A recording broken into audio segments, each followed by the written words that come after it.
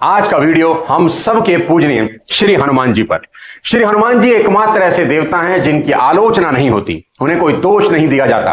कई देवता ऐसे हैं जिनकी हम पूजा तो करते हैं पर क्रिटिसाइज भी करते हैं। देवराजेंद्र की पूजा होती है लेकिन लोग उनकी आलोचना भी खूब करते हैं। ब्रह्मा जी के पुत्र देवर्षि नारद जी की पूजा होती है पर लोग उनकी आलोचना भी करते हैं। जो इंसान इधर की बात उधर करे उसे नारद मुनि तक कहने लगते हैं। यहां तक कि हनुमान जी के आराध्य श्री रामचंद्र जी को भी लोग क्रिटिसाइज करते हैं कि उन्होंने अपनी पत्नी मां सीता की अग्नि परीक्षा करवाई और किसी धोबी के कहने से उन्हें अयोध्या से बाहर निकाल दिया। इस हिंदुस्तान में लोग भगवान कृष्ण की आलोचना भी करते हैं कि वो छलियां हैं, चोरी करते हैं, उन्होंने महाभारत के युद्ध में कई बार अधर्म से युद्ध किया। लेकिन हनुमान जी एकमात्र ऐसे देवता हैं जिनका एक भी आलोचक आपको पूरे संसार में ढूंढने से नहीं मिलेगा।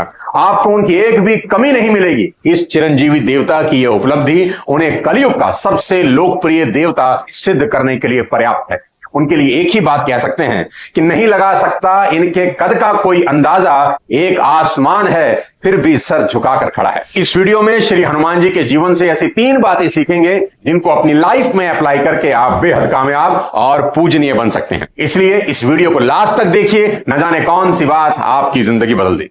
पहली सीख, अगर जीवन में कामयाब होना है तो जिम्मेदार बनो। आपको आगे बढ़कर जिम्मेदारी उठानी होगी। You should take responsibility. और याद रखना कि जिम्मेदारी कभी दी नहीं जाती, खुद आगे से बढ़कर ली जाती है।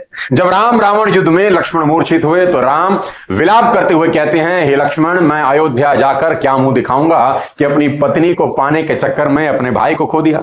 तुम जागते क्यों नहीं? राम बेहद दुखी हैं और उनका दुख वहां खड़े सभी देख रहे हैं पर कोई कुछ कह नहीं रहा, कोई कुछ कर नहीं रहा। श्री हनुमान जी भी वहीं खड़े हैं और सब देख और सुन रहे हैं। वो खुद से आगे आते हैं और पूरी जिम्मेदारी लेकर कहते हैं कि हे भगवान, आप चिंता ना करें, काल की भी ताकत नहीं जो लक्ष्मण भैया के प्राण ले सकें, और अगर आप आदेश करें तो एक छलांग लगाकर चांद को ले आऊं और उसको निचोड़कर उसमें से अमृत निकालकर लक्ष्मण जी के मुंह में रखकर उन्हें जीवित कर दूं। हे प्रभु, जो आप आज्ञा दें तो पैर की एक ही लात से धरती को फाड़कर पाताल लोक में जाकर जहां सर्प अमृत कुंड की रक्षा करते हैं वे कुंभ ले आऊं और उस अमृत से लक्ष्मण को स्नान करा दूं। भगवान, आप आदेश करो तो काल को भी पकड़कर यहां ले आऊं, बस आप आदेश करो। क्या गजब की चीज है सीखने की। हनुमान जी से किसी ने कहा नहीं ये सब करने के लिए, लेकिन वो खुद से सभी रिस्पॉन्सिबिलिटी उठाने को तैयार हैं। और उस वक्त भगवान खुद शोक में डूबे हुए हैं, उन्हें कोई सुध नहीं। उस समय विभीषण कहते हैं, लंका में सुषेण वैद है, अगर कोई उन्हें ले आए तो बात बन सकती है। हनुमान जी फिर सबसे आगे आते हैं और कहते हैं, बस इतनी सी बात अभी ले आता हूं।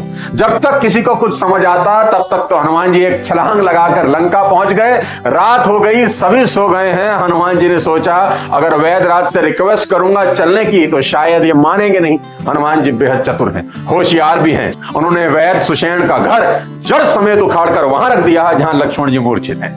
हनुमान जी ने कहा, वैदराज इनकी दवा कीजिए। सुषेण लक्ष्मण की नब्ज देखते हैं तो कहते हैं करीब करीब असंभव है। हनुमान जी फिर से आगे आते हैं, रिस्पॉन्सिबिलिटी लेते हैं और कहते हैं, आप बताइए तो सही क्या करना होगा।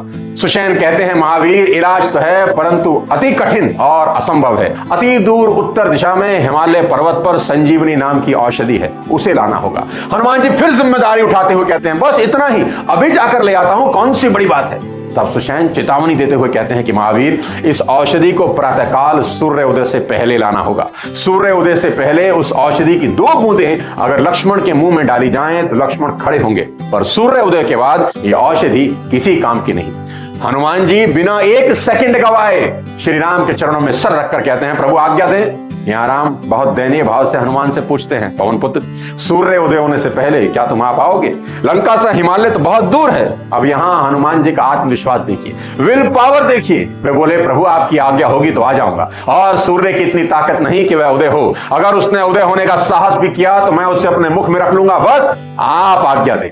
भगवान ने अपने दोनों हाथ हनुमान जी के सर पर रखे और सियावर रामचंद्र की जय कहकर हनुमान जी ने छलांग लगाई। तो देखने वाले कहते हैं कि हनुमान जी जाते हुए दिखे ही नहीं, बस एक रेखा जाती हुई दिखाई दी और हनुमान जी संजीवनी बूटी लेकर रात ही रात में लौट आए। इस पूरे एपिसोड में क्या सीखा? रिस्पॉन्सिबिलिटी लेना, हर काम में आगे बढ़कर कहना कि मैं करूंगा चाहे काम कितना ही मुश्किल क्यों ना हो। और